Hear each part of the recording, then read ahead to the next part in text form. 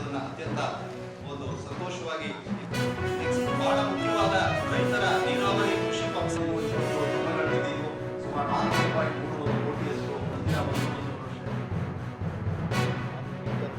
ನಮ್ಮ ಸರ್ಕಾರ ಬಂದ ಮೇಲೆ ನಾವು ತೀರ್ಮಾನ ತಗೊಂಡು ಕುಸುಮ್ ಸೀದ ಮಾಡಬೇಕಂತ ಮುಖ್ಯಮಂತ್ರಿಯವರು ಆದೇಶ ಕೊಟ್ಟರು. ಕ್ಯಾಬಿನೆಟ್ ಡಿಸ್ಕಷನ್ ಆಯಿತು.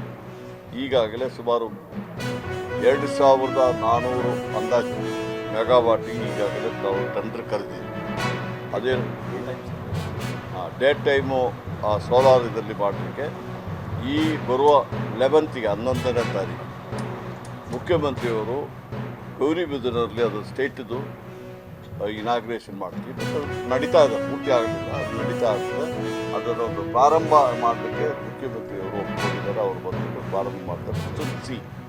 ಕುಸುಮ್ ಸಿ ಅಂತ ಹೇಳ್ಬಿಟ್ರೆ ಇರಿಗೇಷನ್ ಪಂಪ್ ಸೆಟ್ ಎಲ್ಲಿದೆ ಅಲ್ಲಿ ನಾವೇನು ಮಾಡ್ತೀವಿ ಅಂತ ಹೇಳ್ಬಿಟ್ರೆ ಆ ಸಬ್ಸ್ಟೇಷನ್ಗಳು ಈಗಾಗಲೇ KPTC ಐಡೆಂಟಿಫೈ ಮಾಡಿದ್ದಾರೆ. ಆ ಸಬ್ಸ್ಟೇಷನ್ದು ಕೆಪಾಸಿಟಿ ಎಷ್ಟಿದೆ ಅಂತ ನಾವು ನೋಡಿದ್ದೀವಿ. ಕೆಲವು ಫಾರ್ ಎಕ್ಸಾಂಪಲ್ ಹೇಳಿದ್ರೆ ಒಂದು 6 ಮೆಗಾವಾಟ್ ಅಥವಾ 10 ಮೆಗಾವಾಟ್ ಇದೆ. ಆ 10 ಮೆಗಾವಾಟು ಅಲ್ಲಿಯೇ ಸೋಲಾರ್ ಉತ್ಪಾದನೆ ಮಾಡಿಬಿಟ್ಟು ಆ ಸಬ್ಸ್ಟೇಷನ್ಗೆ ಕೊಡ್ತೀವಿ. ಆ ಏರಿಯಾದಲ್ಲಿರೋ ಇರಿಗೇಷನ್ ಪಂಪ್ ಸೆಟ್ಗಳಿಗೆ ಅಲ್ಲಿಂದಲೇ ಹಗಲು ಹೊತ್ತು ಕರೆಂಟ್ ಹೋಗುವಂಥ ಕೆಲಸವನ್ನು ಮಾಡ್ತಾ ಇದ್ದೀವಿ.